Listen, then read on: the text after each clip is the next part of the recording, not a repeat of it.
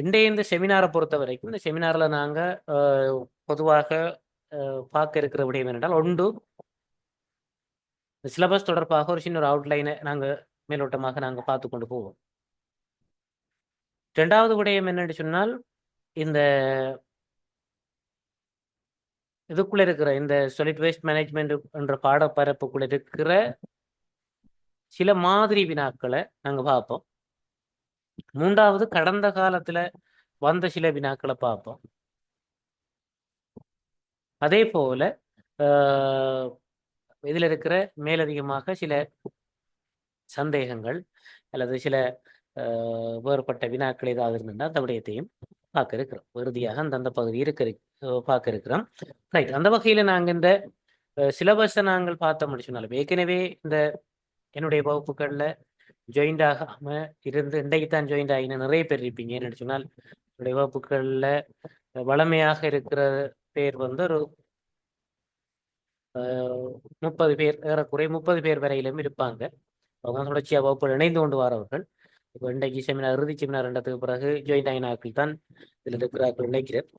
ஏற்கனவே நடந்த விடயங்களை இந்த யூடியூப் சேனல் இருக்குது, தவசி லேர்னிங் சிட்டி என்று சொல்லி நீங்கள் அதில் அடிச்சீங்கன்னு சொன்னால் அந்த யூடியூப் சேனல் இருக்கும். அதில் நீங்கள் பார்த்துக்கொள்ளுங்க.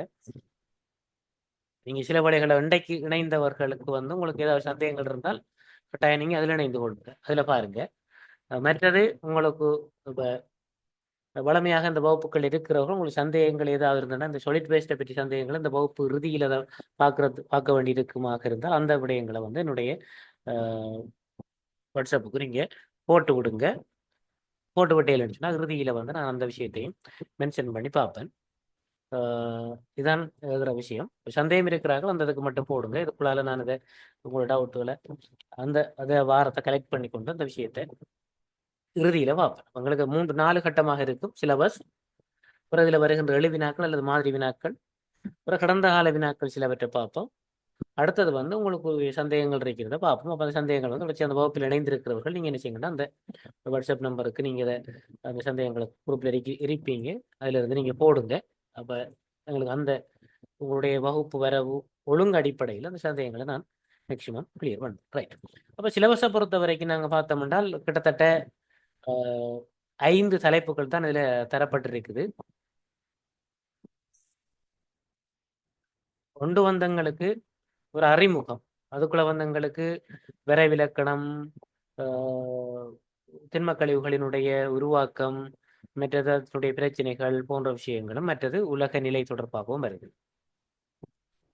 ரெண்டாவது வந்து இந்த திண்ம கழிவுகளினுடைய வரலாறு அல்லது அது தொடர்பான விடயங்கள் வருது, உருவாக்கம் போன்றதுகளும் அதுக்குள்ள வருது. மூன்றாவது பார்த்தீங்கன்னு சொன்னால் எங்களுக்கு அந்த திண்ம கழிவுகளை வகைப்படுத்துறது, அதை ஏற்படுற பாதிப்புகள், உருவாகிறது, எங்கிருந்து உருவாகுது, நேரம் எவ்வாறு வகைப்படுத்துறது, உருவாக்கம், பயப்படுத்தல், அதனுடைய பாதிப்புகள் என்ற விஷயங்கள் எங்களுக்கு அதுக்குள்ள வருது. 4வது பார்த்தீங்கன்னு சொன்னால் இந்த திண்மக்கழிவு முகாமைத்துவ நடவடிக்கைகள் என்ற விஷயத்துக்குள்ள பார்க்கப்படுது. இப்போ இலங்கை அடிப்படையாக வச்சு கொண்டு சில கடந்த கால நிகழ்கால நடவடிக்கைகள் இதுகளையும் இதுக்குள்ள பார்க்கப்படுது. அப்புறம் அடுத்தது பார்த்தீங்கன்னா திண்மக்கழிவு முகாமைத்துவத்தில் சமூகம் மற்றது அரசினுடைய வகிபாகம் வந்து எவ்வாறு இருக்குது, கவர்மெண்ட்டும் சமூகம் சொசைட்டியும் வந்து சாலிட் வேஸ்ட் மேனேஜ்மெண்ட்டை பொறுத்த வரைக்கும் எந்த அளவு அதனுடைய ரோல், அது வகி பங்கு இருக்குதுன்ற விஷயம் இதுக்குள்ள சொல்லப்படுது.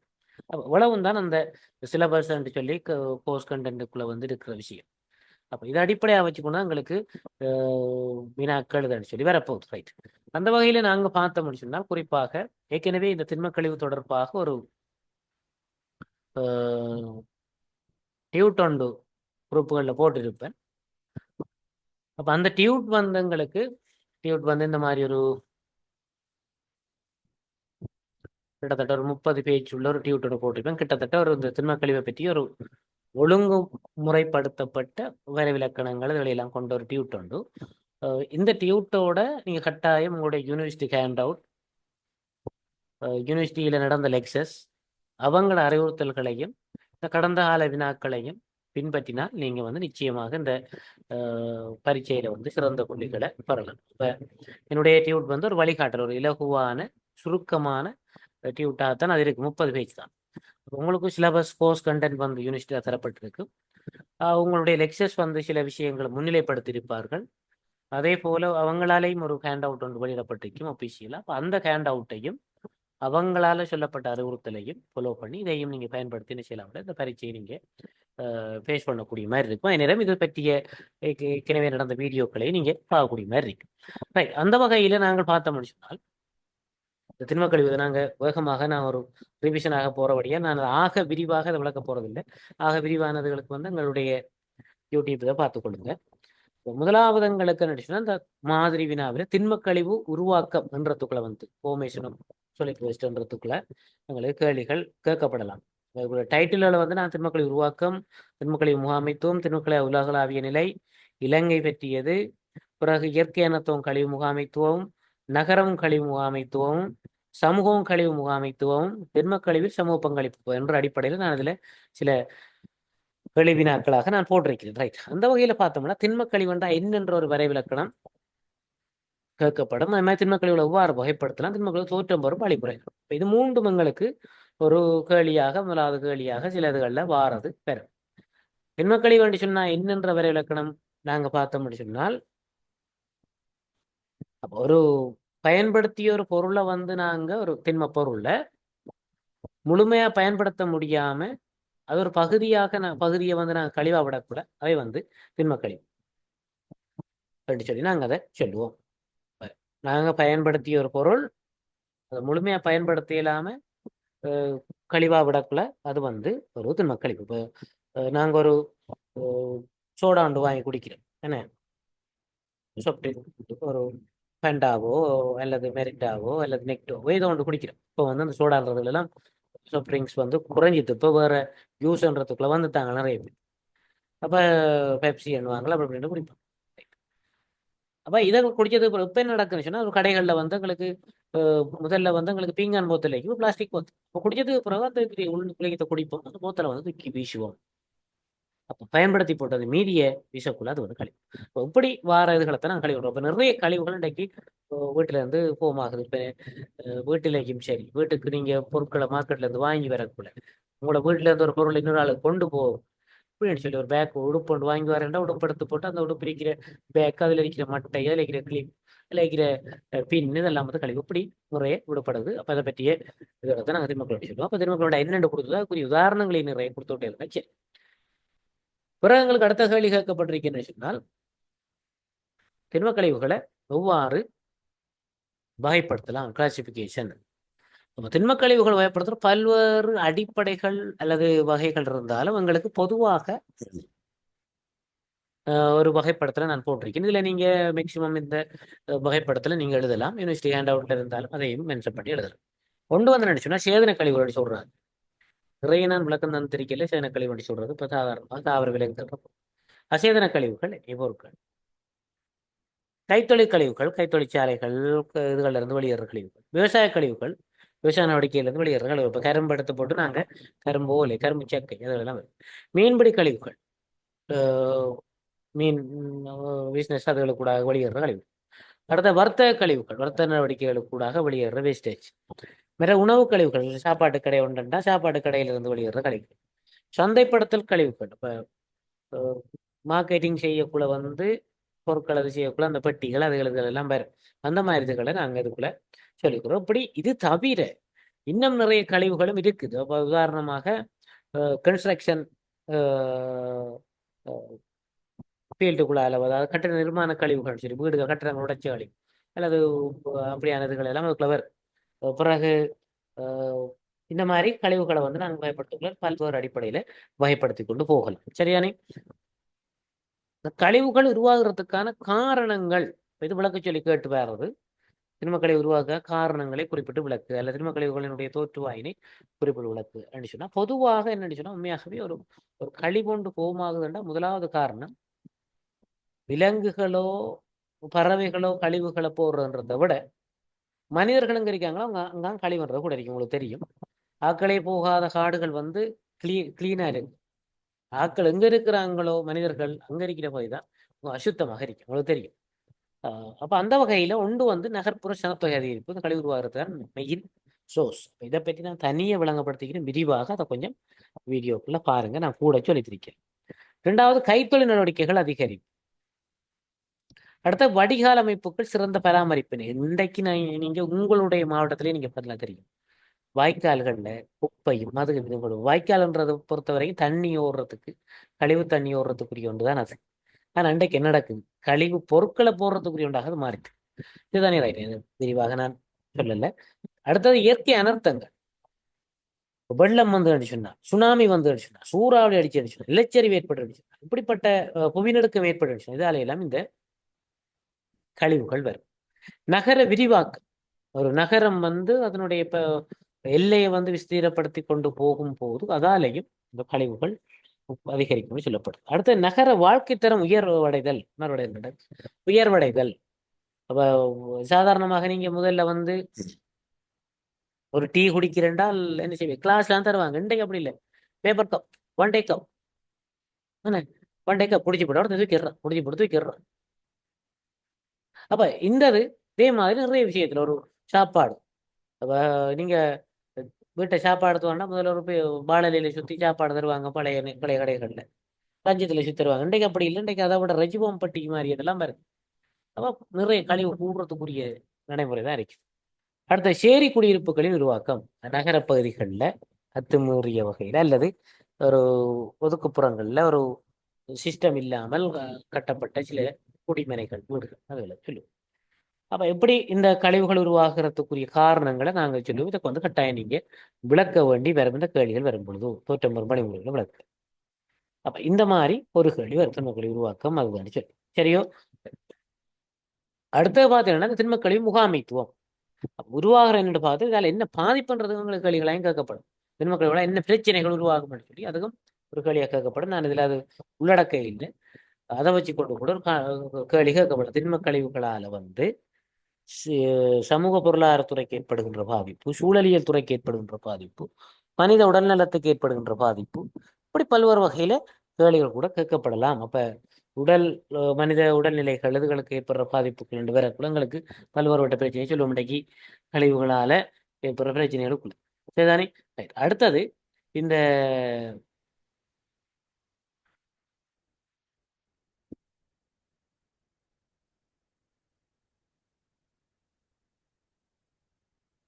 அடுத்தது பார்த்தீங்கன்னு சொன்னால்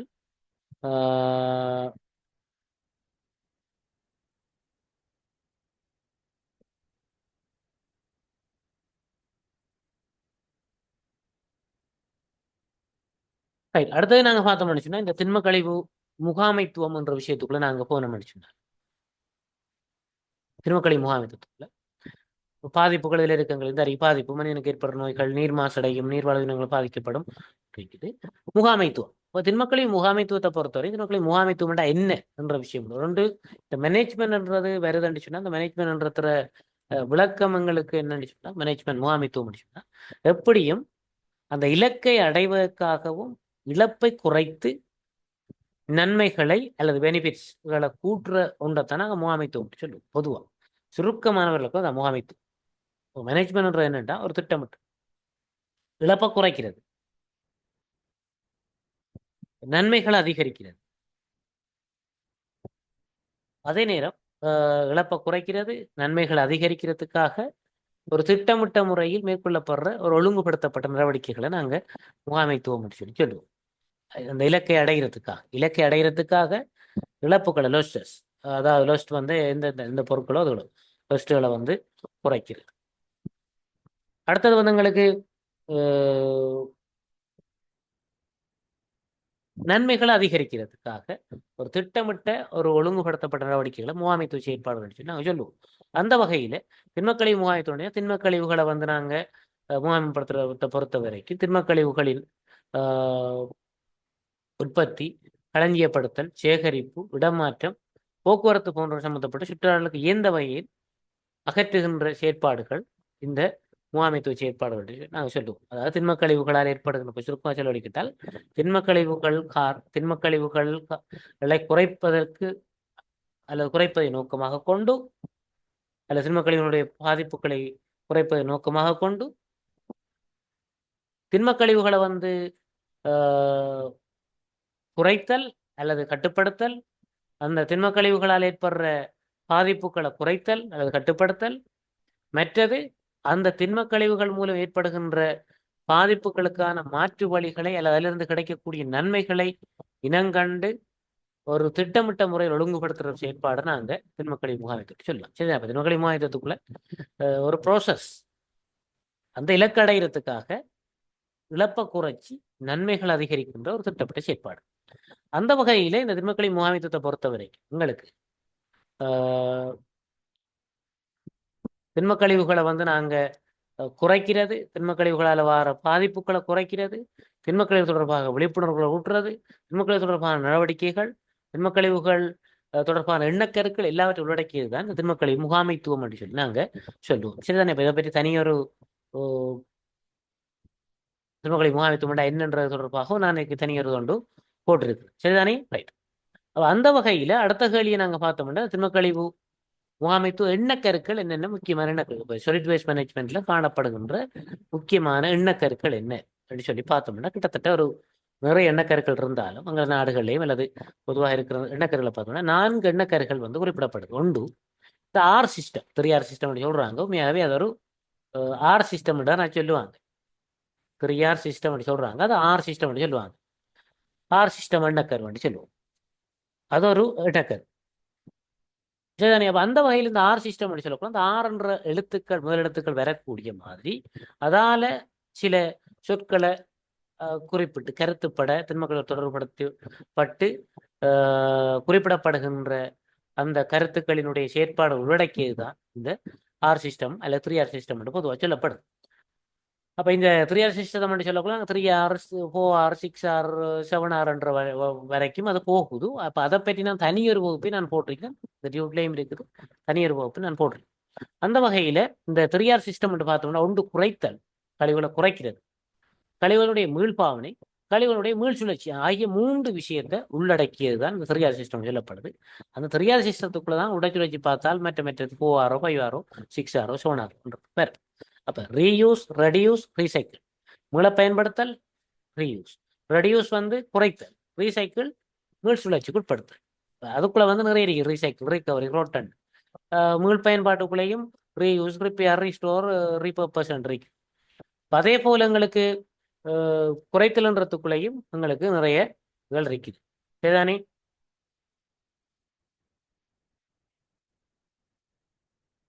ரைட். அடுத்தது இந்த திண்மக்கழிவு முகாமைத்துவ உத்திகள் என்றாலும் அதான் எங்களுக்கு வரப்போகுது. சரிதானே? ரைட். இதுல உங்களுக்கு அடுத்தது என்ன சொன்னா, அடுத்த ஒரு எண்ணக்கரு பார்த்தீங்கன்னு சொன்னா கழிவு முகாமைத்துவ வரிசை நிலை, கிரேஷரி, சொலிட் வேஸ்ட் கிரேஷரி சொல்லுவோம், ஓர்டரிங். அப்ப திண்மக்கழிவு முகாமைத்துவ செயற்பாட்டை பொறுத்த வரைக்கும் இந்த கழிவு முகாமைத்துவத்துல எந்த ஓர்டரிங்ல வந்து இந்த செயற்பாடுகள் மேற்கொள்ளப்படணும் என்றது முக்கியமானது. இப்போ குறிப்பாக முன்னிலை ஒழுங்கு அகற்றலுக்கான அளவுகள் என்ற அடிப்படையில இந்த விஷயத்தை வந்து அணுகிறாங்க. ஒன்று தடுத்தல், வராம தடுக்கிறது, கழிவை வரையக்கூடாது. சில பாடசாலைகள்ல ஷாப்பிங் பேக் கொண்டு போயிடலாம், அப்ப கழிவை வர குறைக்கிறது. சரி, இதுக்கு மட்டும்தான் கொண்டு வரும், இதுக்கு எல்லாத்துக்கும் கொண்டு வரக்கூடாது.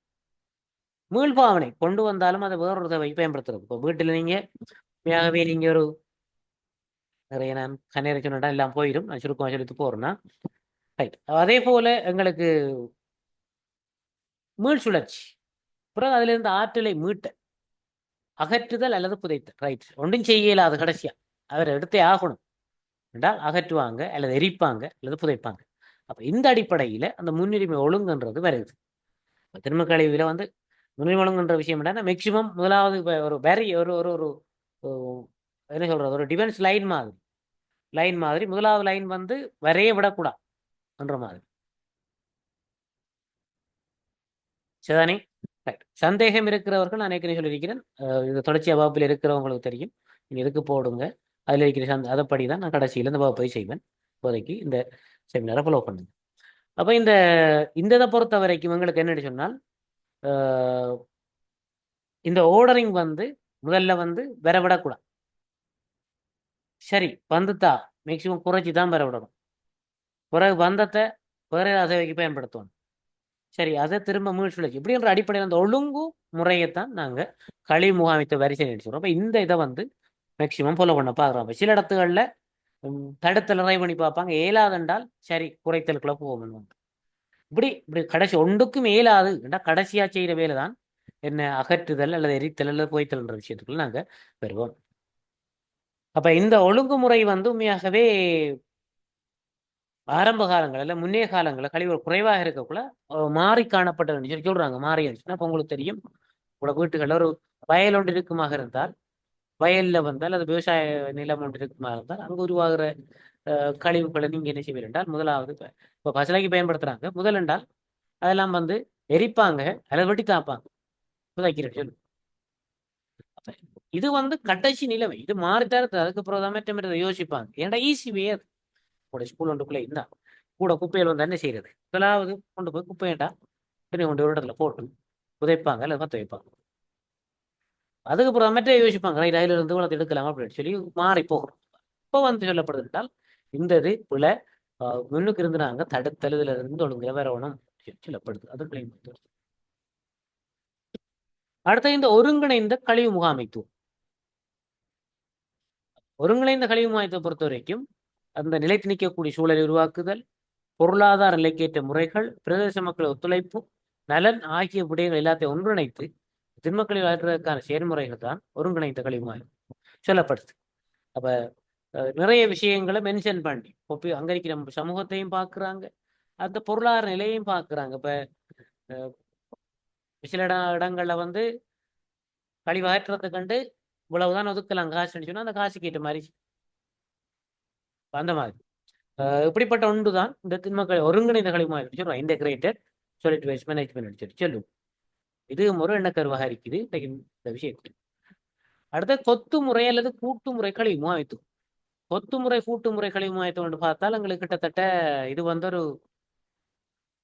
ஒரே இடத்துல இந்த விடயங்கள் எல்லாத்தையும் வந்து, அதாவது இந்த கழிவு முகாமைத்தோடு சம்பந்தப்பட்ட விஷயங்கள் அதை சேர்க்கிறது, பிறகு மீள் சுழற்சி செய்கிறது, பிறகு அதை பசலையா மாத்துறது, இப்படியான விஷயங்கள் உள்ளடக்கிய கொண்டு போய் இப்ப இருக்கிற நகர சபை கழிவுகளை முகாமைத்துவம் செய்கின்ற சில இடங்கள் வந்து அப்படி இருக்குது. கழிவுகளை கொண்டு அங்கே ஓட்டுப்பாங்க, அந்த கழிவுகளை என்ன செய்வாங்கண்டா எரிக்கிறது, எரிக்க போன மிச்சமான இதுகளை செய்து மீள் சுழற்சி செய்கிறது, இல்லை பசலையா மாத்துறது, இந்த மாதிரி ப்ரோசஸ் எல்லாம் அங்கே நடக்கும். முதல் வந்து அப்படி இல்லை, கழிவை கொண்டு போய் ஏற்றி கொண்டு போய் இப்போ பெரும்பாலான இடத்துல கழிவை ஏற்றி கொண்டு போய் ஒரு இடத்துல கொட்டி விடுறது தான். அது வந்து கொத்து முறை இல்லை. ஆனால் கொத்துமுறை என்ற இடத்துல வந்து என்னண்டா அதுல இருந்து கட்டாயம் ஒரு அவுட்புட் ஒன்று வெளியில போகும். கழிவை கொண்டு கொட்டினால் அந்த கழிவுல இருந்து எடுத்து ஒரு பசலை ஒன்று தயாரிப்பாங்க. அந்த மாதிரி இதுகளை வந்து கொத்துமுறை என்று சொல்லி நாங்கள் சொல்றோம். சரிதானே? இப்ப 4 முறைகளையும் எங்களுக்கு செய்யப்படுது. அந்த வகையில நாங்க பார்த்தா திண்ம கழிவுகளை முகாமைத்துவம் செய்யற செயற்பாடுகளுக்கு நாங்க பார்த்தா ஒன்று இப்ப இதுல சொல்லப்பட்ட விஷயங்கள் தான். நிலத்தை நிரப்புறது, நிலத்துல வந்து கழிவுகளை கொட்டி நிரப்புறது, கழிவுகளை ஏற்றுமை செய்யும். சில நாடுகள் வந்து கழிவுகளை ஏற்றுமை செய்வாங்க. உங்களுக்கு தெரியும், ஏதோ ஒரு படத்துல கூட காட்டுவாங்க அந்த மருத்துவ கழிவுகளை இந்தியாவை கொண்டு வரணும், சிங்கம் 2 சிங்கம் ஏதோ ஒரு படத்துல. இலங்கையிலையும் கூட இந்த கழிவுகள் வந்து புத்தளத்துல நினைக்கிறேன் அரவாக்காலு ஏதோ ஒரு இடம் ஒன்று இருக்கு, அங்க வந்து இந்த கழிவுகளை வந்து கொட்டுறதுக்குரிய ஒரு இடம் ஒன்று இருக்கு, வறண்ட பிரதேசம் என்றபடியாலும் அந்த மாதிரி இடத்தை வந்து தெரிவு செய்து அந்த கழிவுகளை வந்து டம் பண்றாங்க. வேறு நாட்டில இருந்து கூட இந்த கழிவுகள் கடந்த ஆட்சி காலங்கள்ல வந்து சில என்ன செய்யுது, பணத்தை பெற்றுக்கொண்டு கழிவுகளை இலங்கையில வந்து கொரோனா காலத்துல ஏற்றுமை செய்தவங்க சொல்லப்படுது. சாரி, உங்களோட நாட்டுக்கு வந்து ஏற்றுமதி அவர்கள் செய்து நாங்கள் இங்கே பெற்றுக்கொண்டு காசை வாங்கிட்டு ஊழல் செய்து பெற்றுக்கொண்டு சொல்லப்படும் சில அரசியல்வாதிகள். அடுத்த வந்து கழிவுகளை வந்து எரிக்கிறது, இதுவும் எல்லாரும் செய்கிற ஒன்று. கழிவுகளை வந்து வகையாக சேகரித்தல் இது கழிவு மாற்ற நடவடிக்கை. இப்போ பார்த்தேன்னு சொன்னால் பெரிய நிறைய சொல்லித்தேன், ஒவ்வொரு இடத்துகளை ஒரு பாடசாலைகள் இந்த முக்கியமானதுகளை வந்து மஞ்சள், சிவப்பு, பச்சை இப்படின்னு சொல்லி நிறத்துல தான் என்ன இருக்கும் இந்த டஸ்ட்பின்கள் இருக்கும். ஏன் சாப்பாட்டு கடைகள் யூனிவர்சிட்டிகளுக்குள்ள இருக்கிற கேண்டீன்களுக்கு போனீங்க என்றால் அந்த இதில் இருக்கும். ஏன்னா நீங்க சோறை கொண்டு தனியை கொட்டணும், பிளாஸ்டிக் பொருளை கொண்டு இன்னொன்றுக்குள்ள ஓட்டணும். கண்டு மேக்சிமம் இந்த பிளாஸ்டிக் லஞ்சித்தை வந்து ஒன்றுக்குள்ள எடுப்பாங்க, இந்த சாப்பாடுகள் ஒன்று கிடப்பாங்க. அப்போ அந்த சாப்பாடுகள் என்ன செய்யும் என்றால் சுழற்சி செய்து சாரி இந்த உரம் சேதன உரம் அப்படி செய்யறதுக்கிட்ட போகும். அது வந்து மீள் சுழற்சியில் வருதலுக்கு பயன்படும். அந்த மாதிரி இதை வந்து நாங்கள் சொல்லுவோம். சரிதானே? அடுத்த பார்த்தீங்கன்னு சொன்னால் கழிவுகளை குறைக்கிறது. அப்போ இதுவும் வந்து மேக்சிமம் இதுகளை கழிவுகள் வந்து செய்யறதுக்குரிய வழிமுறைகளாக சொல்லப்படும். கழிவுகளை குறைக்கிறது.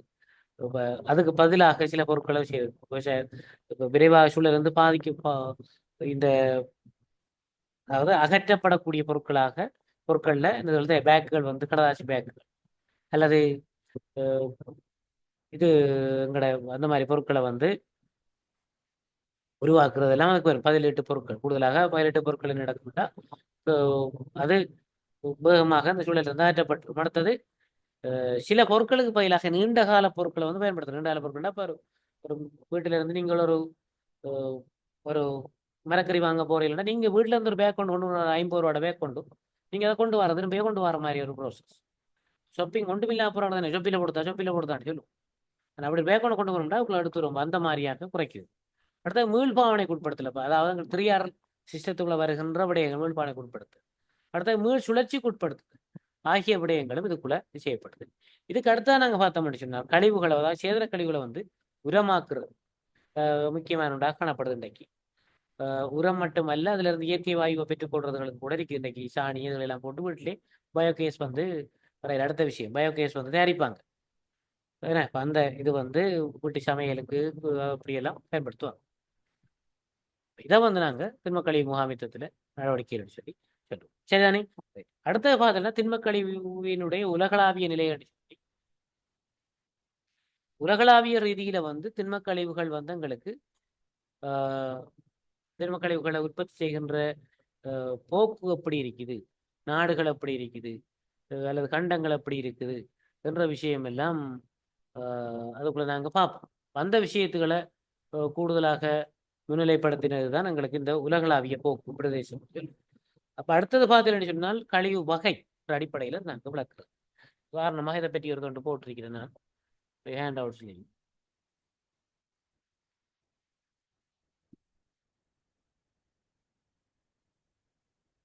இந்த உலகளாவிய நிலையை பொறுத்த வரைக்கும் பார்த்தீங்கன்னு சொன்னால் உலகத்துல வந்து கூடுதலான கழிவுகளை வந்து ஏற்றுமதி செய்கின்ற உற்பத்தியாக்குகின்ற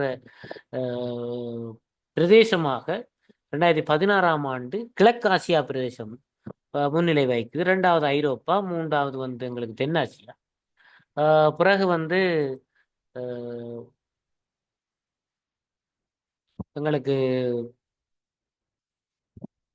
வட அமெரிக்கா எப்படின்னு சொல்லி கழிவுகள் உருவாகிறது தொடர்பாக ஒரு தரவுகள் இருக்குது. அப்போ முன்னிலையில் இருக்கிறது வந்து கிழக்காசியா, சீனா, ஜப்பான் போன்ற அந்த பகுதிகளுடைய பகுதி கூட இருக்குது.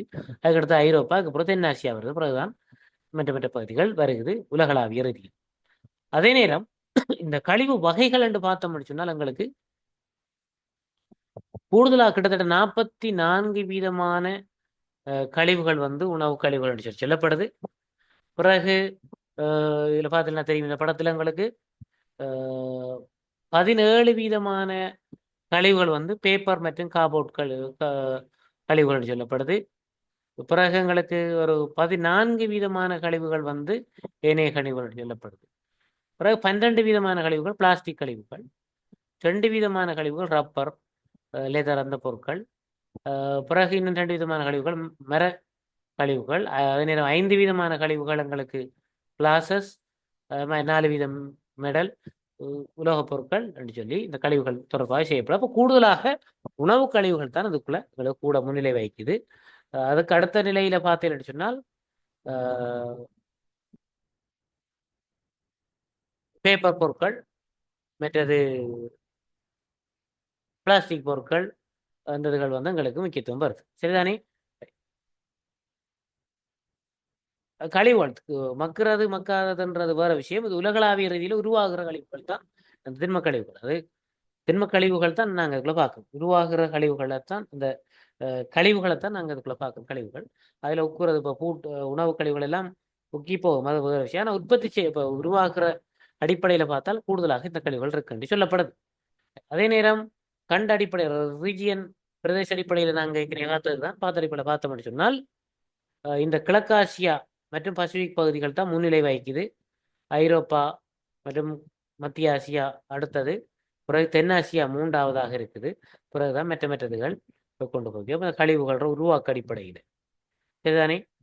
அதே போல நாங்க பார்த்தோம்னு சொன்னால் இந்த கழிவுகள் உருவாக்கத்துல கூடிக்கொண்டு இருக்கிற நிலையிலிருந்து போக போக கூடிக்கொண்டு போறதுகளுக்குள்ள பார்த்தீங்கன்னு சொன்னா எங்களுக்கு கிழக்காசியா கூடிக்கொண்டு போகுது, தென்னாசியா கூடிக்கொண்டு போகுது, அதே போல லத்தீன் அமெரிக்கா கூடிக்கொண்டு போகுது, எல்லாம் கிட்டத்தட்ட கூடிக்கொண்டு போகுது. ஆனால் இந்த உபசகாரா மற்றும் ஆப்பிரிக்கா பகுதி வந்து கூடுற அளவு வந்து பெரிய டிஃப்ரெண்ட்ல கூடிக்கொண்டு போறத பார்க்கலாம், 2 மடங்கு அப்படி. அதே போல தென்னாசியாவும் கொஞ்சம் கூடிக்கொண்டு போற அளவு கூட இருக்குது. இந்த ஐரோப்பா இதுகள் எல்லாம் வந்து ஒரு ஒரு குறிப்பிட்ட மட்டத்தில் இந்த கூடிக்கொண்டு போற அளவு வந்து மிகவும் குறைவா இருக்கிறதையும் காணலாம். அப்ப இந்த தரவை வச்சுக்கொண்டா நீங்க அதை விளக்கணும். அதே நேரம் இந்த இதுக்குள்ள வந்து எங்களுக்கு கேள்வி கேட்பாங்க, இப்ப இந்த நாடுகளை ஆசியாவில் அல்லது ஆப்பிரிக்காவில் வந்து இந்த கழிவுகள் கூடிக்கொண்டு போறதுக்கான காரணம் என்ன? பொதுவாக இலங்கைக்குரிய காரணங்களையும் நாங்க கொடுத்துக்கொள்ளக்கூடிய மாதிரி இருக்கும். அடுத்த கேள்வியை பார்ப்போம். ஆசிய நாடுகள் திண்மக்களை உருவாக்குவதில் என்று முன்னிலையில் உள்ளதற்கான காரணம் உதாரணம் விளக்குக. அப்ப இதுக்கு நாங்க என்ன ஏற்கனவே பார்த்த விலங்கியல திண்ம கழிவுகள் தோற்றம் பெறதுக்கான காரணங்கள் என்னவோ அதுதான் எங்களுக்கு இதை வரப்போகுது. சனத்தொகை அதிகரித்தல் வரப்போகுது, உயர் வாழ்க்கை தரம் வரப்போகுது, சரிதானே. நகர எல்லைகள் வந்து விரிவடைதல் வரப்போகுது, கைத்தொழில் செயற்பாடு வரப்போகுது. இந்த நாங்க முன்னுக்கு பார்த்த அவ்வளவுமே எங்களுக்கு இதுக்குள்ள வரும். அடுத்த கேள்வியை பார்த்தீங்கன்னு சொன்னால் எங்களுக்கு 4வது கேள்வி, இலங்கை திண்மக்கழிவு மாயத்த செயற்பாடு ஈடுபடும் நிறுவனங்களை குறிப்பிடுது. இலங்கையில திண்மக்கழிவு மாயத்த செயற்பாடு ஈடுபடுற நிறுவனங்கள். இப்போ இது உங்களோட யூனிவர்சிட்டி ஹேண்ட் அவுட்லேயும் இருக்குதுன்னு நினைக்கிறேன். எதுக்கும் அதை இருக்க பார்ப்போம்.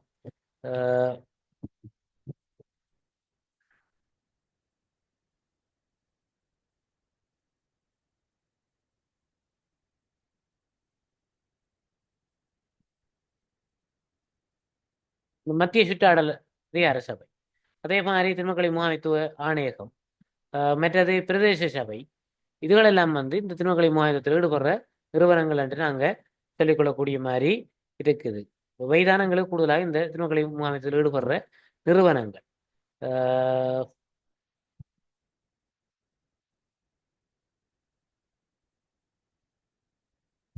இலங்கையை பொறுத்த வரைக்கும் இதிலே சில நிறுவனங்கள் சொல்லப்பட்டிருக்கு. இலங்கையில் உள்ள தேசிய திண்மக்கழிவு முகாமைத்துவ மத்திய நிலையம், இந்திய கழிவு முகாமைத்துவ நிறுவனம், ஜப்பானிய கழிவு முகாமைத்துவ கூட்டமைப்பு, கொரிய மற்றும் சீன கழிவு சங்கம், சீன இது வட அமெரிக்க திண்மக்கழிவு கூட்டமைப்பு.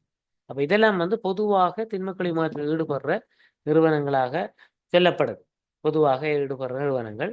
இலங்கையை பொறுத்தவரைக்கும் இலங்கை திண்மக்கழிவு இது வந்து மற்றது சூழல் சுற்றாடல் அதிகார சபை, அதே போல பிரதேச சபை, நகர சபைகளும் இந்த திண்மக்கழிவு முகாமைத்தில் ஈடுபடுற நிறுவனங்களாக இலங்கையில நாங்க காணப்படுறத குறிப்பிடலாம்.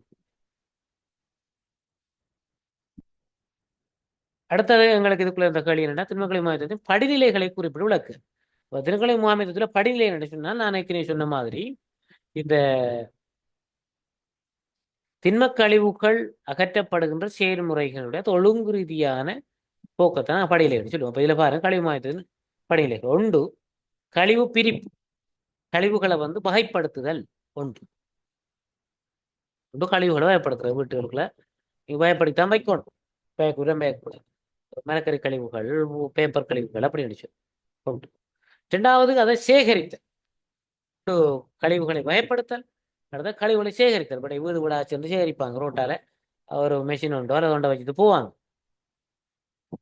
3வது வந்து இந்த வீதிகள், இந்த பொது இடங்களை வந்து சுத்தம் செய்யறது.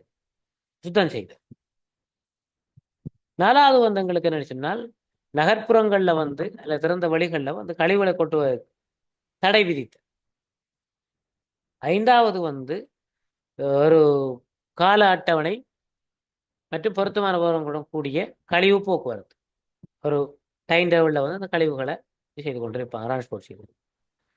6வது பார்த்தீங்கன்னு சொன்னால், இந்த கழிவுகள்ல இருந்து பயன்படக்கூடிய சில விடயங்கள் எடுத்துக்கொள்றது, உதாரணம் மீள் சுழற்சி செய்கிறது அல்லது உரம் போன்றவற்றை செய்கிறது. இப்போ வீட்டு ஊர்களில் தேடி திரிவாங்க, உடைந்த கதிரைக்கு ஒரு வேசன் வழங்கப்படும், அலுமினியம் பித்தளை இதுக்கு வந்து ஒரு வேஷம் வழங்கப்படும் அப்படின்லாம் பேசிப்புவாங்க. என்னடா பழைய அந்த பொருட்களை சேகரித்து மீள் செய்யறதுக்கு தனிப்பட்ட ரீதியாகவும் செய்வாங்க. அடுத்தது கழிவுகளை பாதுகாப்பாக அகற்றுதல். இந்த ஏழையும் நாங்கள் கழிவு முகாமைத்துவத்தினுடைய 7 படிநிலைகள் சொல்லு. சரிதானே? அடுத்த கேள்வி பார்த்தேன்னு சொன்னால் இலங்களுக்கு இலங்கை போன்ற நாடுகள் கழிவுகளை முகத்தில் ஏற்படும் சவால்கள் உதாரணங்களோட விளக்கு. அப்போ இதுக்கு மேலே இருக்குது எதிர்கொள்ளப்படும் சவால்கள் வந்து பிரித்தெடுத்தல் இல்லை சேகரிப்பில் இதுகளில் இருக்கிற சவால்கள், கழிவு நீக்கத்தில், மாசுபடுதல், நிறுவன அமைப்பு, பொது அர்ப்பணிப்பு, இதுகள் இருக்கிற சவால். கழிவுகளை வந்து சேகரிக்கிறது அதை பிரித்தெடுக்கிறது பெரிய சவால்கள் இருக்கு. இன்னைக்கு நாங்கள் பிரிச்சு வைக்கணும் வேறு வரையான சொன்னாலும் என்ன செய்ய மாட்டோம், கழிவுகளை நாங்கள் எடுக்க போகிறோம் சனத்துக்கு அதை பற்றிய தெளிவில்லாட்டி எல்லா கழிவுகளும் வந்து ஒரே பேக்கில் இருக்கும். அதுக்குள்ள வீட்டுல வெட்டின மீன் முள்ளும் கிடக்கும், அந்த மீன் மரக்கறி பகுதிகளும் கிடக்கும், பேப்பரும் நோக்கலாம் கிடக்கும், பொழுத்தினும் பேக்கும் இந்த போத்தல்கள் நோக்கலாம் கிடக்கும். அப்போ இந்த மாதிரி இதுகள் தான் பெரிய ஒரு சிக்கல். ரெண்டாவதுக்குரிய ஒரு மனப்பாங்கு இல்லை, அறிவு இல்லை, அப்படியானதுகள் தான். அடுத்த வந்து கழிவு சேகரிப்பு மற்றும் கொண்டு செல்லும். அப்போ இது வந்து பொதுவாக கழிவுகளை வந்து நாங்கள் வீட்டுகளை வச்சிருந்தோம்னா அவங்களுக்கு அனௌன்ஸ்மெண்ட் வந்ததுக்கு பிறகு பிரதேச சபையோ அல்லது இந்த கழிவுகளை எல்லாம் வந்து எடுத்து கொண்டு போவாங்க. அப்புறம் கழிவு நீக்கம். அப்போ பிரிக்கப்படாம அந்த கழிவுகள் அதுகள் அங்கங்கே இருக்குமெண்டா அதுகளை எடுத்துக்கொண்டு போய் பற்ற வைக்கிற அல்லது டம்ப் பண்ணுறது அப்படியான வேலையை கூட செய்யுது. சரிதானே? அடுத்த பார்த்தீங்கன்னு சொன்னா கழிவு நீக்கத்தில் எங்களுக்கு பிரச்சனை இருக்கும். இப்போ உண்மையாகவே நிறைய இடத்துல கொண்டு போய் கொட்டி இருப்பாங்க. இப்போ நாங்கள் போவோம் ஒரு 6 உண்டாலும் ஆற்றுக்கு பக்கத்தில் குப்பையில கொட்டியிருப்பாங்க. இப்போ அது ஒரு பெரிய சவால் கழிவு நீக்கிறதுல ஆறுகள் இதுகளுக்கு பக்கத்திலே செய்யுது. அடுத்த பார்த்தீங்கன்னா மாசுபடுதல், அது பெரிய ஒரு பிரச்சனை. கழிவுகளை சேகரித்த ஒரு இடத்துல கொட்டக்குள்ள நடக்க வேண்டாம், அந்த இடத்துல அந்த கழிவுகள் இன்னும் இன்னும் கிடந்து அது கட்டு மோசமாக மாறி துர்நாற்றம் வீசும். உங்களுக்கு தெரியும், இந்த வெள்ளவாயில் வெள்ளம் வெட்டியவால காலையில் ஒரு 4 மணிக்கு நீங்கள் இது போனீங்கன்னு சொன்னால் என்னென்றால் ஒரு பைக்கில் அல்லது பஸ்ஸில் என்ன தந்துட்டு போனால் ஒரு வித்தியாசமான ஒரு மனம் ஒன்றும் நடக்கும். அப்போ கழிவுகள் அந்த மாசடைந்து நிற்கிறது.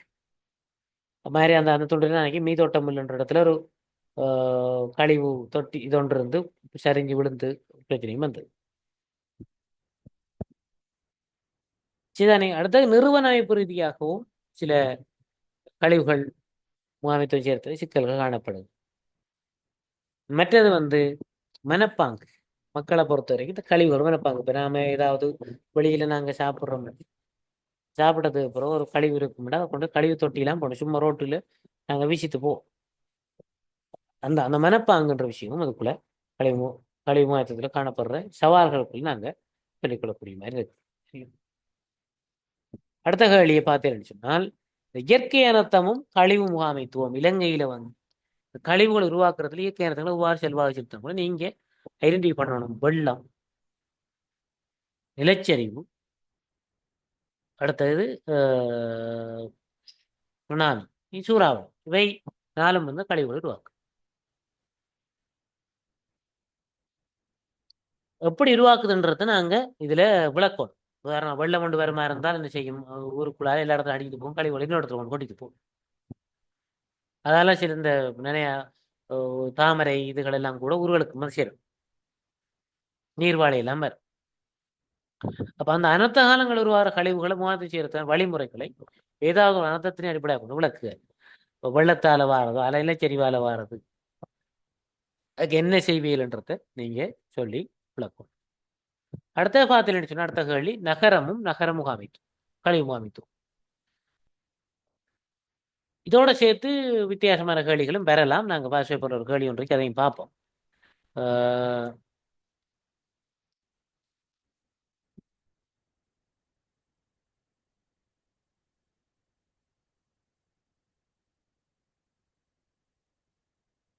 இந்த வகையில நகர பிரதேசங்கள்ல திண்மக்கள் அதுகளை தோற்றம் பெறுவதற்கான ஏதுக்களை அல்லது காரணிகளை விளக்கு. நகரங்கள்ல என்ன காரணம்? முதலாவது வந்து சனத்தொகை அதிகரிப்பு ஒரு காரணம். அடுத்தது வந்து இந்த வாழ்க்கை தரம் உயர்வாக காணப்படுதல் அடுத்த காரணம். நாங்க அங்க என்னடி நம்ம காரணம், கழிவு உருவாகத்துக்கான காரணம் அது அவ்வளவு ஒத்துப்படுதல். மற்றது வந்து வர்த்தக நடவடிக்கைகள் கூட, கைத்தொழில் நடவடிக்கைகள் கூட. கொழும்புல எல்லாம் போய் பாருங்க இவ்வளவு கழிவு. மிகச்சிக்கல் இந்த கழிவாற்றாக்களுக்கு கொழும்பு பகுதிகள். அடுத்த நகர பிரதேசங்கள் கழிவு மாயத்துவம் செய்யப்படும் செயல்முறை இலங்கை கொழும்பு மாநகர அடிப்படையாக கொண்டு விளக்குகள். கொழும்பு மாநகரத்துல எப்படி அந்த கழிவு மாயத்துவம் கழிவுகள் இதுகளை செய்யறாங்க. அப்ப அதுக்குள்ள வந்தவங்களுக்கு கழிவு சேகரிக்கப்பட நாங்கள் ஒரு படிமுறை பார்த்தேன். கழிவு சேகரிக்கணும் அப்படி சார் கழிவுகளை வந்து பயப்படுத்தணும். அப்படி என்னத்துக்கு பயப்படுத்துறதுக்காக நெஞ்சிருக்காங்க. பெட்டிகளில் கலர் அடிச்சு இதுக்குள்ள கடதாசியை போடும், இதுக்குள்ள பீங்கான போடும், இதுக்குள்ள சேன பொருட்களை போடுன்ற மாதிரியான ஒரு வழிமுறை இருக்கு. கடைகளுக்கு எல்லாம் கூட அது அறிவுறுத்தப்பட்டிருக்கு. பிறகு வந்து அதை சேகரிக்கிறது. இப்போ வெஹிக்கிளில் வந்து கிழமைக்கு இந்த நாளையில போறேன்னு சொல்லி இப்போ நான் பார்த்துட்டு 2004ஆம் ஆண்டு பகுதிகளில் கொழும்புல பார்த்தால் ஒரு கிழமைக்கு ஒருக்கா தான் வருவாங்க கழிவு. நான் சில இடங்களில் பார்த்துருக்கேன். ஆனால் இன்றைக்கு வந்து அது அந்த ஒரு நாளைக்கு ஒருக்கான்றது மாறிச்சு. 2 நாளைக்கு ஒருக்கா அல்லது 3 நாளைக்கு ஒருக்கா கூட அந்த கழிவு சேகரிக்கிறது. அதில் கழிவு மாமித்தது பிரதேச சபையால் வந்து அனுப்புவாங்க. அப்போ அந்த விஷயத்தில் அமைச்சு கொண்டதுக்கு நீங்க விடை எழுதணும். அடுத்தது பாருங்க மாதிரி வினா 7. திண்மக்கழிவு மாற்றத்தில் ஒவ்வொரு தனி மனிதனும் கவனம் எடுக்க வேண்டிய அவசியத்தை விளக்கு என்று கேட்கிறேன். அதாவது ஏன் திண்மக்கழிவு மாற்றத்தில் நாங்க வந்து கரிசனை காட்டணும், நாங்க தனியே ஏன் காட்டணும்? இப்போ நாங்க மட்டும் வீட்டுல டொபித்தால வீட்டை ஒரு இடத்துல வச்சு டொபி சாப்பிட்றோம். டொபி சாப்பிட்டு இந்த டொபித்தால கிடப்போல் பேக்குக்குள்ள போட்டு போய் அப்புறம் ஒரு டஸ்ட்பின்னுக்குள்ள போடுறோம். அது சரியா? அல்லது டொபியை சாப்பிட உடனே பேப்பரை அந்த இடத்துல ஆக்கள் இல்லாததுக்குள்ள எறிஞ்சு விடுறது அது சரியா? அப்ப இந்த கழிவுகள் சேற்றத்தால் என்னென்ன பாதிப்புகள் வருமோ அந்த பாதிப்புகளை சொல்லித்தான் அதுக்கு இதனால இதை நாங்க கழிவு மாயத்தை செய்யணும். அதுக்கு தனிப்பட்டதையா நாங்க செய்யணும். அடுத்தது திண்மக்கழிவு முகாமைத்துவத்தில் சமூகத்தில் உள்ளவர்களின் ஈடுபாட்டை அதிகரிப்பதற்கு இந்த நடவடிக்கைகளும் மேற்கொள்ளும். உதாரணங்களும் விளக்கு. இப்போ பாடசாலைகளை கூட அந்த கழிவுகளை சேர்த்து சில சேர் மாதிரி இருப்பாங்க. அவங்க தான் அந்த வேலையை செய்வாங்க. இப்போ எல்லாரும் அதை செய்ய மாட்டாங்க. படிகளை பிடிச்சி கூட்டு அள்ளு கிடங்க வட்டு அந்த வேலை செஞ்சிருவாங்க. அப்போ அதே போல சமூகத்திலேயே செய்கிறாக்கள் இருப்பாங்க. அப்போ அவங்களுக்கு ஒரு மோட்டிவேஷன் என்ன செய்யணும், அவங்களுக்கு சில ஒன்று கூட இல்லை அல்லது ஒரு பரிசளிப்பு விழாவில் வந்து அவருக்கு ஒரு ஒரு ஒரு அவார்டிங் செரமனி அல்லது அவருக்கும் ஒரு சர்டிஃபிகேட்டும் ஒரு இதுவும் கொடுத்து விட்டா அவருக்கு சந்தோஷமா இருக்கு. அதே போல சமூகத்திலையும் வந்து வீட்டுகளில் தரம் பிரித்து இந்த இதை வச்சிருக்கிறார்கள், என்ன கழிவு மாற்று தொட்டிகள் வச்சிருந்தாங்க. அவங்களையெல்லாம் நாங்கள் அவங்களுக்கும் சலுகைகளை சில செய்யணும். அந்த மாதிரியானது வரும். அடுத்தது திண்மக்கழிவுவில் சமூக பங்களிப்பு செயற்பாடு சமூகத்தின் பங்களிப்பு முக்கியத்துவம் பெறுகின்ற விளக்கு அப்படி. அப்போ மேலுக்கு எழுதின தனி இதை மாதிரி சமூகம் என்று வரக்குள்ள நாங்கள் ஒட்டுமொத்தமாக சேர்த்து வச்சு சொல்லுவோம். சாதாரணமாக பாடசாலை ஒன்றிருக்கிறது சொன்னால் பாடசாலையில் வந்து எங்களுக்கு கழிவுகள் சேருதுன்னு சொன்னால் அந்த கழிவுகள் சேர்றத மாணவர்கள் எடுப்பாங்க. சில வழிகளில் பேரண்ட்ஸ் வந்து செய்து தருவாங்க. அப்போ அந்த பேரண்ட்ஸை பொறுத்த வரைக்கும் வெளியிலையும் அதே மாதிரியான ஒரு பண்புகள் இருக்கும் போது உங்களுக்கு இதை ஈஸியாக செய்ய. சரியோ ரைட். அப்போ இவ்வளவு தான் வந்து இந்த இதுக்குள்ள வந்து எங்களுக்கு திண்மக்கழிவு முகாமைத்துவத்துக்குள்ள இருக்கிற எளிவினாக்கள்னு சொல்லி பொதுவாக சொல்றோம். ரைட். இப்போ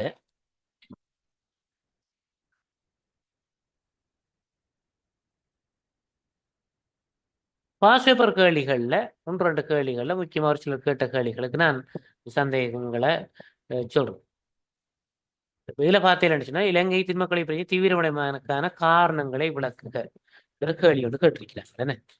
அப்போ இந்த கேள்விக்கு நாங்கள் என்ன செய்யலாம்னு சொன்னால் திண்மக்கழிவு பிரச்சனைக்கான காரணத்தையும் சொல்லுவோம். அந்த திண்மக்கழிவு முகாமைத்துவம் திண்மக்கழிவு உருவாகிறதுக்கான காரணம் திண்மக்கழிவு முகாமைத்துவத்தில் வந்து காணப்படுற சில பிரச்சனைகளையும் சொல்லணும். தான் அது குறைக்கிற விஷயம்.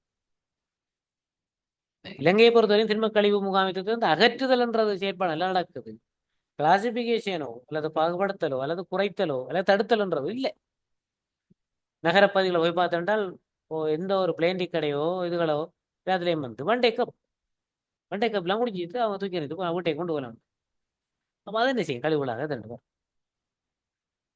அதே மாதிரி உணவுப் பொருட்கள் நிறைய உணவுப் பொருட்கள் இன்றைக்கு ஒரு ஐஸ் பழம் நீங்கள் ஒரு காக்கி ஸ்போர்ட் சிட்டியில் வந்து ஒரு ஐஸ் ஒன்று வாங்கி பிக்கிறீங்கன்னா இதில் இருந்து ஒரு பழுத்தினோட தான் போட்டிருப்பாங்க.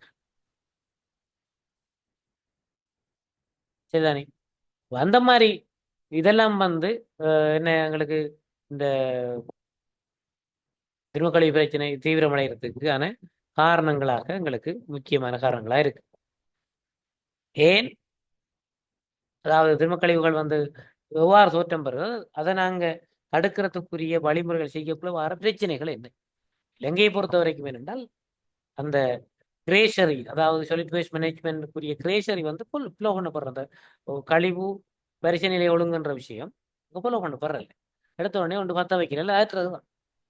மற்றும்படி மற்ற ஏதாவது பிடிச்சோம்ன்றது குறைவு.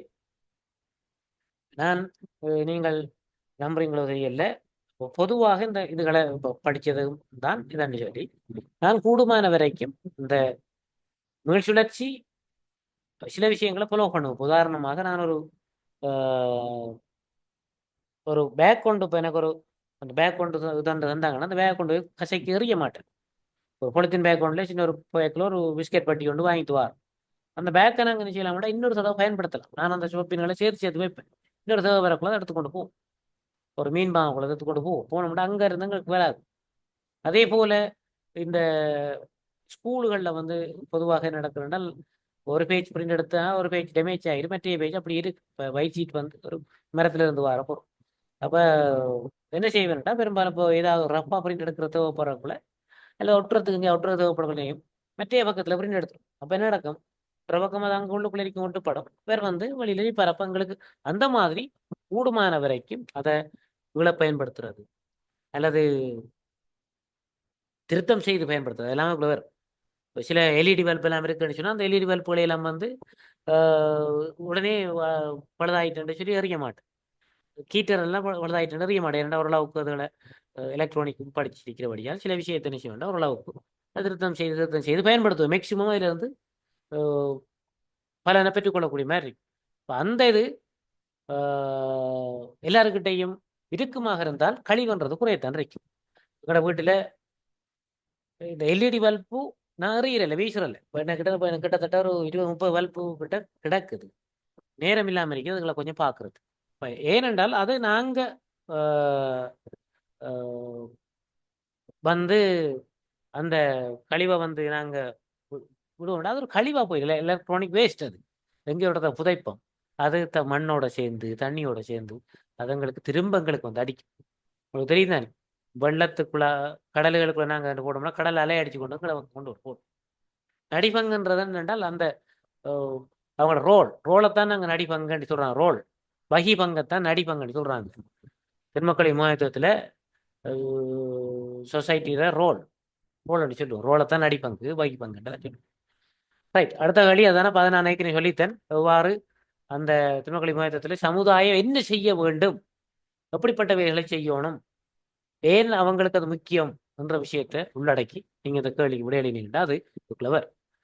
அடுத்தது இலங்கை உதாரணம் எடுத்துக்கொண்டு திருமக்களை மாயத்த உத்திகளை செயல்படுத்தும் கட்டத்தில் எழும் சமூக பிரச்சனை மற்றும் அதற்கான காரணங்களை கலந்துரையாடுக ஒரு சமூகவியலாக இது போன்ற பிரச்சனைகளை குறைக்க ஆலோசனை வழங்கு. இது வந்து இதுக்கெல்லாமே ஈஸி எழுதலாம். நீங்க இப்போ சொல்லிட்டு வேஸ்ட்டை நாங்கள் திருமக்களை மாயத்துவம் விஷயக்குள்ள எங்களுக்கு வார பிரச்சனை நிறைய பிரச்சனை வேறு. இப்போ நாங்கள் வந்து இப்போ நான் ஒரு இடத்துல கொழும்புல ஒரு இடத்துல பார்த்த விடையும் இந்த கழிவு தொட்டி என்னென்னா கழிவு சேரிக்கை தொட்டி ஒன்று இருக்கு. அந்த இடம் அதில் நான் சொல்லலை. ஒரு இடத்துல அந்த தொட்டி என்ன வேண்டாம் ஒரு வீட்டுக்கு முன்னுக்கு இருக்கு. ஒரு இடத்துல எப்படியும் ஒரு இடத்த வைக்கத்தானே வேணும் அவன்.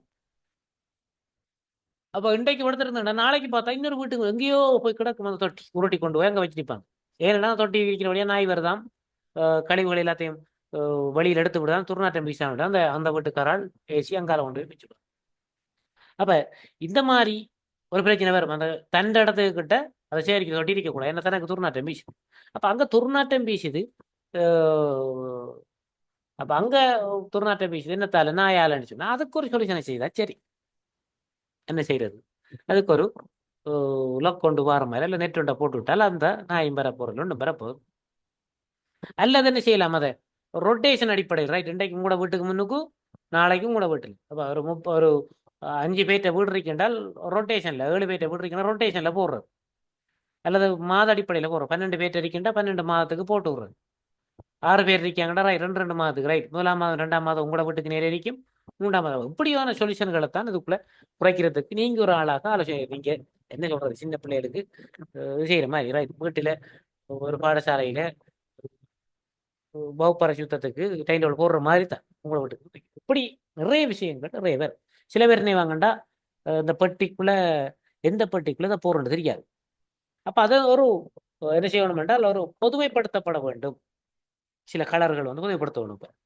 இப்போ சில பேர் பச்சையாக இருக்குமா இருந்தால் உண்மையாக பச்சையாக இருக்குமெண்டா அது ஒரு ஆர்கானிக் பொருட்கள்னு சொல்லுவாங்க. ஆனால் சில இடத்துல பச்சைக்குள்ள கண்ணாடியும் போட்டிருப்போம். அப்போ அந்த இது வந்து பொதுமைப்படுத்தப்பட வேண்டியது, அல்ல அதுக்கு லேவல் பண்ணணும், இதுக்குள்ளே இதை போடணும். சில படிக்க தெரியாதவர்கள் செய்வாங்க. இப்போ நாங்கள் தமிழில் போட்டிருப்போம். இப்போ இலங்கையை பொறுத்த வரைக்கும்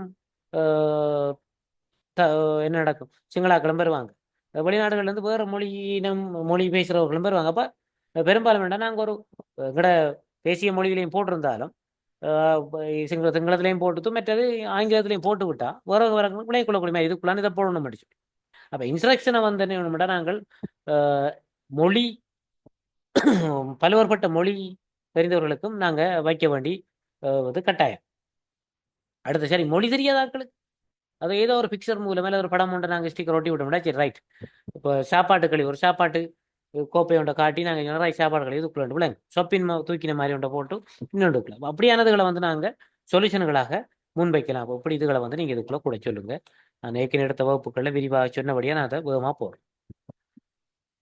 அடுத்தது வந்து உமது நகரத்தின் திண்மக்கழிவு பிரச்சனை குறைக்க செயல்திறன் திட்டத்தை ஆக்ஷன் பிளான் உண்ட செய்யணும். உண்மையாக ஒரு ஆக்ஷன் பிளான்ன்றது எப்படி இருக்குமெண்டா சரிதானே? யாருக்காவது தெரியுமா ஆக்ஷன் பிளான்ன்றது?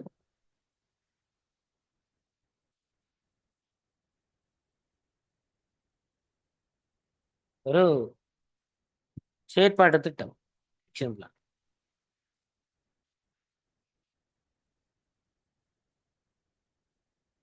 யாருக்காவது தெரியுமா செயற்பாடு திட்டம்ன்றது எப்படி இருக்கணும்?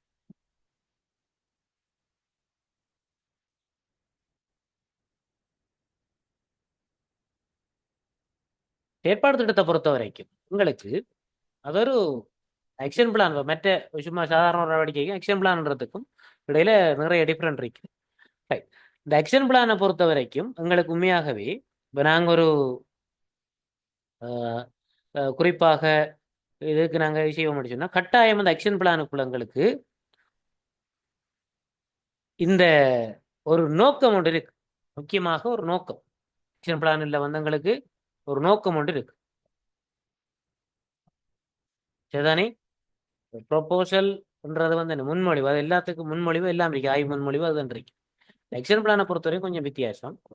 நோக்கம் ஒன்று இருக்கு. அப்போ நோக்கம் என்ன இருக்க போகுதுன்னு சொன்னால் எங்களுக்கு இதை குறைக்கிறதுன்றது எங்களுடைய நோக்கமாக இருக்க போகுது. சுகாதாரத்தை உருவாக்குறது செய்யறது, டவுனை வந்து ஒரு நகரத்தை செய்யறது நோக்கம் மட்டும் கட்டாயம் பெறணும். பிறகு எங்களுக்கு வழிகாட்டல் ஆலோசனைகள் அல்லது பிரதான வழிகாட்டல்கள் வழிமுறைகள் இருக்கு. என்னென்ன முறையில் நாங்கள் அதை செய்யப்படுறோம் சுருக்கமாக செய்யப்படுறோம் அதில் இருக்கு. அந்த வகையில் அந்த வழிகாட்டல் ஆலோசனைகளை பொறுத்தவரைகள் விளையாட்டு நடைமுறைகள் செயற்பாடு அப்படி இருக்க போண்டா செயற்பாடுகள் கட்டங்கட்டமாக இருக்கும். செயற்பாடு கட்டங்களை கொண்டிருக்கு. கட்டம் 1, கட்டம் 2, கட்டம் 3, கட்டம் 4 இப்படின்னு சொல்லி செயற்பாடுகளை கொண்டிருக்கு. ஆக்ஷன் பிளான் வந்து பாஸ் 1, பாஸ் 2, பாஸ் 3, பாஸ் 4 சொல்லி இருக்கு. சரிதானே? சரி, அப்போ கட்டங்களாக இருக்கும். அந்த ஒவ்வொரு கட்டத்துக்குள்ளேயும் ஒவ்வொரு இதாக இருக்கும். அதே போல அந்த கட்டங்கள் ஒவ்வொன்றும் வந்து சரி கட்டங்கள் வரைக்கும் பாருங்க. இந்த கட்டங்கள் ஒவ்வொன்றும் பல்வேறு நடவடிக்கைகளை கொண்டிருக்கும். நடவடிக்கை 1, நடவடிக்கை 2, நடவடிக்கை 3 சொல்லி நடவடிக்கைகள் இருக்கும். ஒவ்வொரு கட்டத்துக்குள்ள ஒரு பாஸ் 1, பாஸ் 2, பாஸ் 3, பாஸ் 4 அதுக்குள்ள வந்து சில ஆக்டிவிட்டிஸ் ஒவ்வொன்றும் இருக்கு. அந்த நடவடிக்கைகளுக்குள்ள தானே நடவடிக்கைகளுக்குள்ள 3 விஷயம் முக்கியமாக இருக்கும். 1 என்ன செயற்பாடு, அதே போல அதுக்கு பொறுப்பு யாரு, அதுல இருந்து கிடைக்கின்ற வெளியீடு என்ன, அவுட்புட் என்ன, காலப்பகுதி என்ன. பாசுக்குள்ளே வந்துடும் காலப்பகுதி எல்லாம். இந்த விடயங்கள் பார்த்துக்கொள்ளுங்க. பெரும்பாலும் கட்டத்துக்குள்ளே காலப்பகுதி வந்துடும் ஜெயம்பரம். ஒரு செயற்பாடு திட்டம் தயாரிக்கும் போது நோக்கம், பிறகு அந்த வழிகாட்டல்கள் நடைமுறைகள் வந்து கட்டம் 1, கட்டம் 2, கட்டம் 3, கட்டம் 4 போய்கொண்டிருக்கு. ஒவ்வொரு கட்டத்துக்குள்ளேயும் பல்வேறுபட்ட நடவடிக்கைகள் இருக்கு. அந்த ஒவ்வொரு நடவடிக்கைகளையும் கட்டாயம் இந்த செயற்பாடு பொறுப்பு வெளியீடு கலப்பது இந்த மாதிரி ஒன்று இருக்குது. இதை நாங்கள் ஆக்ஷன் பிளான் அடிச்சுட்டு இப்ப இந்த திண்மக்கழிவு முகாமைத்துவ நகரத்துக்கு ஒரு ஆக்ஷன் பிளான் செய்ய போறேன்னா நோக்கம் வந்து என்ன? சுத்தமானதும் இதுமானதை இதை உருவாக்குறதும் அதே நேரம் ஒரு உடல்நலம் சார்ந்த ஒரு மக்கள் சமுதாயத்துக்கான சூழலை கட்டி எழுப்புதல் என்று நாங்கள் அதை நோக்கத்தை சொல்லுவோம். அதுக்குள்ள நாங்கள் என்ன செய்ய போறோம்? ரெடியூஸ் பண்ண போறோம், ரீயூஸ் பண்ண போறோம், ரீசைக்கிள் பண்ண போறோம், ரீகவர் பண்ண போறோம், இப்படியானதுகளுக்கு கூட சேஃப்டியாக டிஸ்போஸ் பண்ண போறோம் அந்த விஷயத்தை வரப்போம். அந்த வகையில இதுல வந்து நாங்கள் கட்டம் ஒரு கட்டம் பண்ணக்குள்ள நாங்கள் உதாரணமாக 4 கட்டத்தையும் பார்த்தால் உண்டு. 4-5 கட்டம் முக்கியமான கட்டங்களை நான் சொல்றேன்.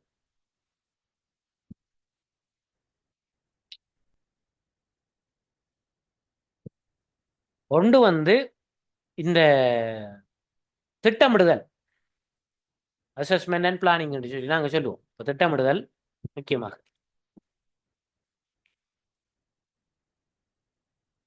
கட்டம். அப்ப திட்டமிடுதல் என்ற கட்டத்தை பொறுத்த வரைக்கும் எங்களுக்கு அதுக்கு கிட்டத்தட்ட ஒரு 3 தொடக்கம் 6 மாதம் அதுக்கு ஒதுக்குறது. இப்போ உதாரணமா நான் சும்மா போடுறோம், 3 தொடக்கம் 6 மாதம் அதுக்கு ஒதுக்குறது. அந்த திட்டமிடுதலுக்குள்ள எங்களுக்கு என்னென்ன வேற போகுதுன்னு சொன்னா நடவடிக்கை கொஞ்சம் பேர் தானே. என்ன நடவடிக்கை? உதாரணத்துக்கு ஒரு இந்த கழிவுகள் என்னென்ன வகையான கழிவுகள் இருக்கு என்றதை பற்றி ஒரு டீட்டெயிலான ஒரு ஸ்டடி ஒன்றை செய்யுது.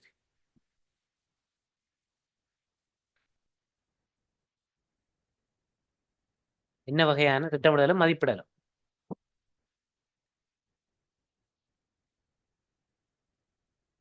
இப்போ கழிவுகளை பற்றி ஒரு ஆய்வு இருக்கு. ஆய்வு என்னென்ன எங்கெங்க என்னென்ன கழிவு இருக்கு, கழிவுகளை பற்றி ஒரு டீட்டெயிலான கழிவுகளை பற்றி விவரம் திரட்டுதல் போடலாம். விவரம் திரட்ட எங்கெங்க இருக்குது, என்னென்ன கழிவு இருக்குது, நம்மளோட பகுதியில ரைட் கூட வந்து மருத்துவ கழிவு வருதா அல்லது சுற்றுலா பயணியாளர் கழிவு வருதா, என்ன விஷயம் முதல்ல எங்களுக்கு என்ன கழிவு எங்க வருதுன்ற தெரியும்.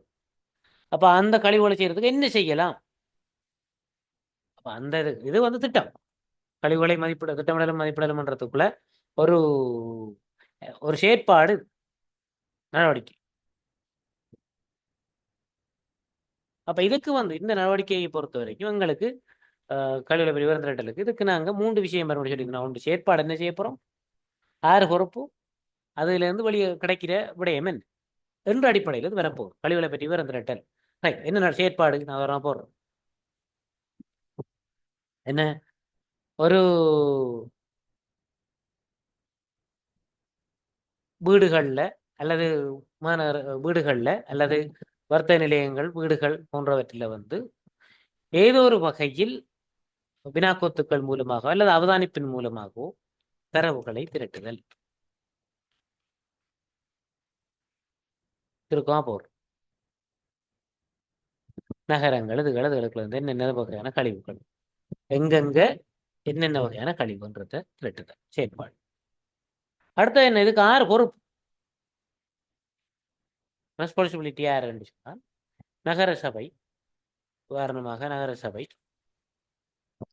நகரசபை உங்களோட பகுதினா நகரசபை. அதே மாதிரி சுற்றாடல் அத்தாரிட்டி, இந்த மத்திய சுற்றாடல் அதிகார சபை என்னுடைய இது எதிரடித்தாரத்துக்கு 6 பொறுப்பு. பிறகு சில பல்கலைக்கழகங்கள் இதுகளையும் செய்யலாம் அல்லது தன்னார்வலர் அல்லது பாடசாலையில் இருக்கிற பல்கலைக்கழக மாணவர்கள் அவங்க. அப்ப இந்த மாதிரி எங்களுக்கு பொறுப்பு வந்தது. பிறகு என்னுடைய வெளியீடு என்ன வரைக்க போகுது, அவுட்புட்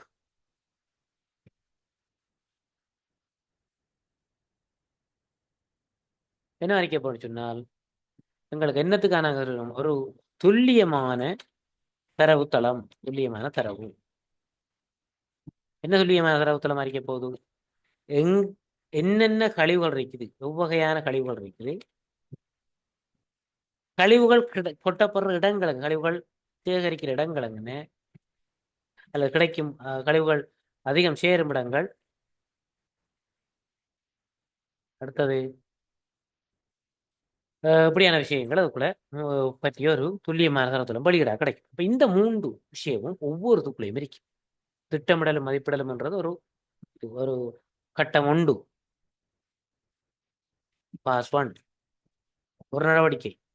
இதே போல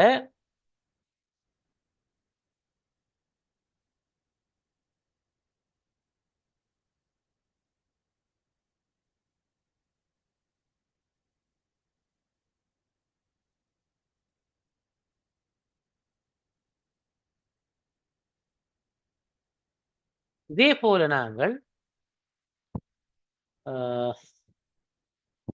இன்னொரு இது என்ன நடவடிக்கை, என்ன நடவடிக்கை, அடுத்த நடவடிக்கை,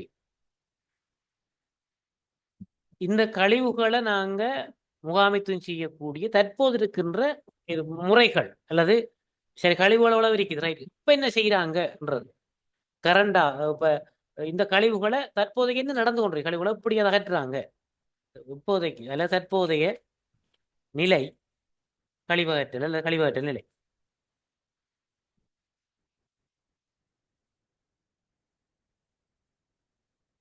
நடவடிக்கைகளை வந்து மதிப்பிடல், திட்டமிடல் அப்படின்ற மாதிரி சொற்கள் கூட வரும். இப்போ இதுக்காக என்ன செய்யப்படும், இதுக்கு எங்களுக்கு முதலாவது என்ன செய்வோம், என்ன ஆக்ஷன் எடுப்போம். அப்போ ஏற்கனவே உள்ள கழிவு சேகரிப்பு முறைகளை பற்றி நாங்கள் ஒரு மதிப்பிடல் ஒன்று செய்வோம். ஏற்கனவே உள்ள கழிவு சேகரிப்பு முறைகளை மதிப்பீடு செய்கிறது.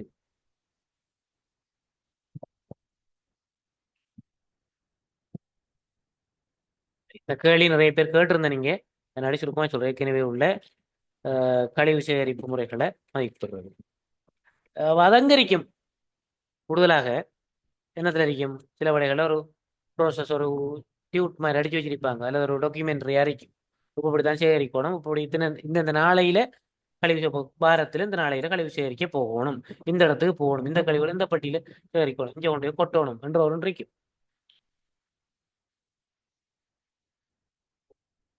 அப்ப அந்த இதை வந்து நாங்க என்ன டாக்குமெண்ட்ரி ஒன்று இருக்கும், அதை காட்டுறது. இதுக்கு யாரு பொறுப்பு? அப்ப இதுக்கு வந்து நாங்க முனிசிபல் கவுன்சில், மாநகர சபை, இந்த இதுகளை சொல்லுவோம். இதுல எங்களுக்கு கிடைக்க போகுதுன்னு சொன்னால் என்ன கிடைக்க போகுது, நிகழ்காலத்தில் கழிவு சேகரிப்பு முறைகளை அறிந்து கொள்ள, கழிவு முகாமைத்துவ நடவடிக்கைகளை அறிந்து கொள்ள.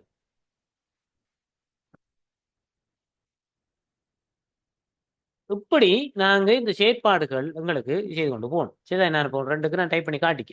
இதே போல மூன்றாவது என்ன வரும் சொன்னால், இந்த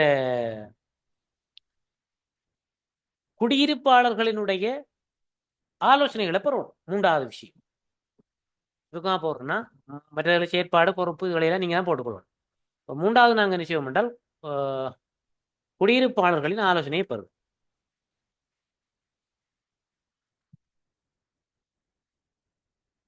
நாலாவது அதுக்கு நிறைய நாங்கள் சொல்லுவோம், என்ன செய்யறது, அப்படி செய்யறது அப்படின்னு சொல்லி அவங்கள்ட்ட கேட்கறது வெளியிடன்னு. அதுக்கு பிறகு ஒரு பொருத்தமான ஒரு கழிவு முகாமைத்துவ திண்ம கழிவு முகாமைத்துவ நடவடிக்கையை திட்டமிட, நடவடிக்கையை உருவாக்குதல்.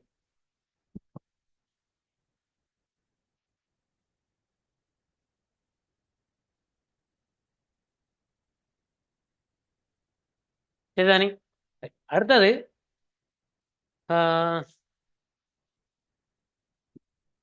அதுக்கு பிறகு சட்ட ரீதியாக அல்ல ஒரு ஒழுங்குபடுத்தப்பட்ட ஒரு பிரேம்பேக் கொண்ட ஒரு சட்டகம் ஒன்றை உருவாக்குது. இதுக்கு இப்படித்தான் செய்யணும்ன்ற ஒரு ஒரு ரிவ்யூ ஒன்றை ஒரு சட்டம் ஒன்றை உருவாக்குது. இப்போ நடவடிக்கையை நாங்கள் ஃபோம் பண்ணித்தோம், விருத்தி செய்துத்தோம், பிறகு ஒரு சட்ட ரீதியான ஒழுங்குமுறை ஒழுங்கு அல்லது சட்டம் ஒன்றை உருவாக்குது. இப்படிதான் செய்ய போறோம் சொல்லி,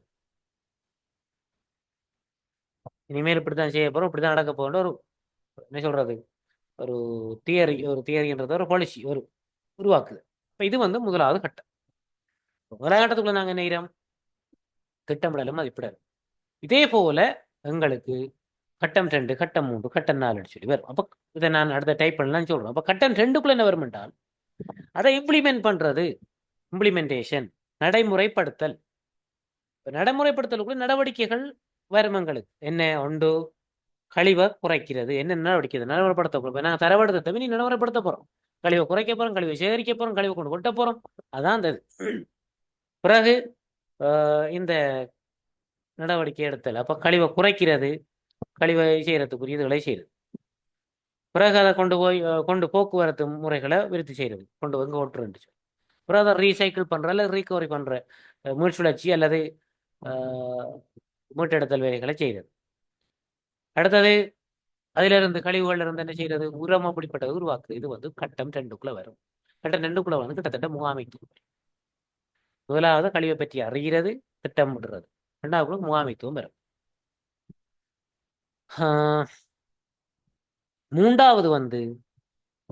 மூன்றாவது கட்டம் வந்து எங்களுக்கு என்ன கொடுப்போம் என்றால் மானிட்டர் பண்றது அல்லது எவாலுவேட் பண்றதுன்னு சொல்லுவோம். மானிட்டர் பண்றது, அவதானித்தல். இதை வந்து சரியா நடக்குதுன்றத மானிட்டரிங் செய்யுது. மானிட்டரிங், அவதானித்தல் சொல்லு, மானிட்டரிங் பண்றது. அது தொடர்ச்சியாக நடந்து கொண்டிருக்கு. மாதம் வந்து தொடர்ச்சியாக நடந்து கொண்டிருக்கு. அதுக்குள்ள எங்களுக்கு ஒரு மானிட்டர் பண்றதுக்குரிய ப்ரோக்ராம் யார் இருந்து செய்யறது. பிறகு மக்களிடையே விழிப்புணர்வு விட்டதுன்னா இப்படிதான் செய்யணும், அது செய்யணும் சொல்லி. மற்றது சில ட்ரைனிங்களை வந்து அவங்களுடைய கொள்திறன் இதுகளை வந்து கூட்டுறது. சாரி. அடுத்தது இந்த நிதி ரீதியான சின்ன ஒழுங்கு வசதிகளை ஏற்படுத்தி கொடுக்கிறது. பிறகு தொடர்ச்சியான ஒரு இம்ப்ரூவ்மெண்ட், விருத்தி ஒன்றை ஏற்படுத்துறது. இதெல்லாம் வகுப்புல வரும். இப்போ இதை வந்து நாங்கள் என்னோட வரும் கட்டம் 3 சொல்லி வரும். அப்போ 3 கட்டங்களுக்கு கூடாக இதை நாங்கள் ஆக்ஷன் பிளானாக எழுதினோம்டா. சரி,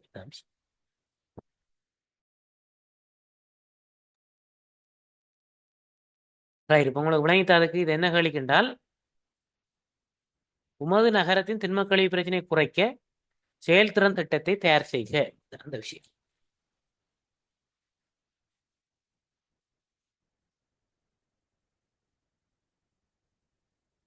சரியோ?